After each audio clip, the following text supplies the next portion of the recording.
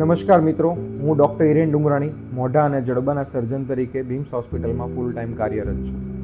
હાલમાં જ આપણે તારીખ 2 એપ્રિલના સૌરાષ્ટ્ર ન્યૂઝપેપરમાં એક અમારું લેખ આવ્યો હતો, જે ભાગ્યે જ જોવા મળે એવું ઓપરેશન આપણે બીમ્સ હોસ્પિટલમાં કર્યું હતું. એની વિગત જોઈએ તો 73 વર્ષીય પુરુષ દર્દી મારી પાસે ઓપીડીમાં આવેલું, અને જેમાં એને જૂની સોપારી ખાવાની આદત હતી, જેના લીધે એનું મોઢું બંધ થઈ ગયું હતું.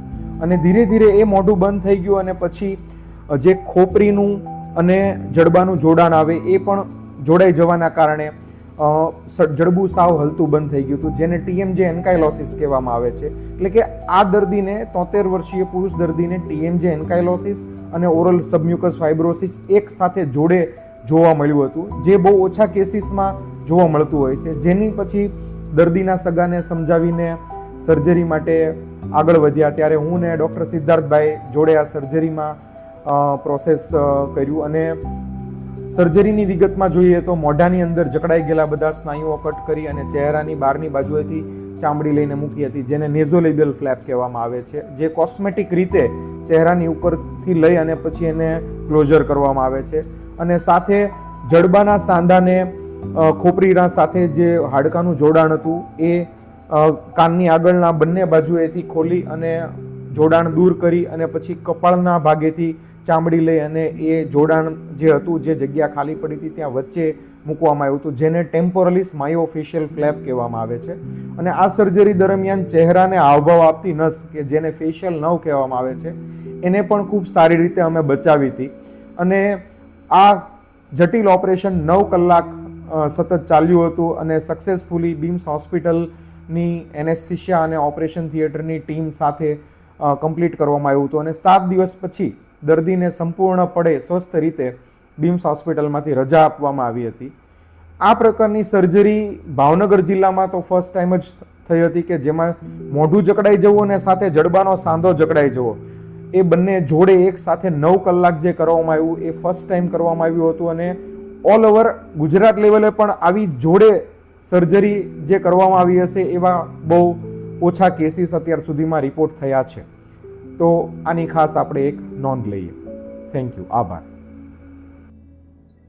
નમસ્કાર મિત્રો, હું doctor Siddharth Vyas, head and neck cancer surgeon, BIMS hospital Bhavnagar.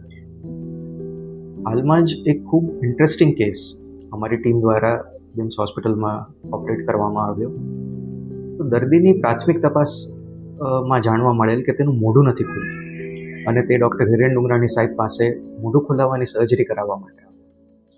જ્યારે સાહેબે તપાસ માટે CT સ્કેન કર્યો ત્યારે જાણવા મળેલ કે આપણું જે નીચેના જડબાનો જે જોઈન્ટ હોય, સાંધો હોય, તે ખોપરી સાથે જોડાયેલ હતો. આ એક મોડલ છે જેમાં આપ જોઈ શકો છો કે આ નીચેનું જડબું છે, અને જ્યારે આપણે મોઢું ખોલબંધ કરીએ તો અહીંયા સાંધો હોય છે, આ સાંધો હોય છે.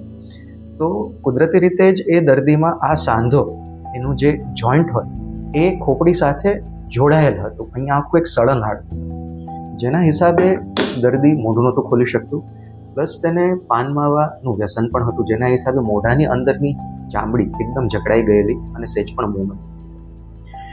તો એક ટીમ બનાવીને ડુંગરાણી સાહેબ તથા મારા દ્વારા આ ઓપરેશન કરવામાં આવેલ, જેમાં અમે લોકોએ જે સાંધો જકડાઈ ગયો હતો તેને ખોપરીમાંથી સેપરેટ કર્યો, એ જે હાડકું હતું તેને સેપરેટ કર્યું, અને આપણા કપાળના ભાગમાંથી સ્નાયુ લઈ બંને સાઈડથી અને તે જગ્યામાં આપણે રાખી, જેને ટેમ્પોરલિસ ફ્લેપ કહેવાય. સાથે સાથે મોઢું ખોલવાનું પણ આપણે ઓપરેશન કર્યું, જે મોઢાની અંદરની ચામડી જકડાઈ ગઈ હતી તે.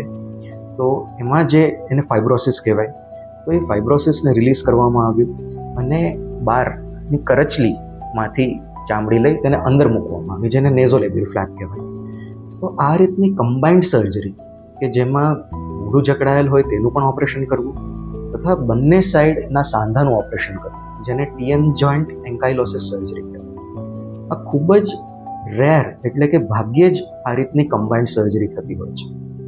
ભાવનગર જિલ્લામાં આ પ્રકારનું ઓપરેશન પ્રથમ વખત કરવામાં આવ્યું છે, અને ગુજરાતમાં પણ આવા ખૂબ જ ઓછા કિસ્સાઓ છે. તો આ એક સારો ઇન્ટરેસ્ટિંગ કેસ છે જે અમે આપની સાથે શેર કરવા માંગીએ છીએ. Thank you.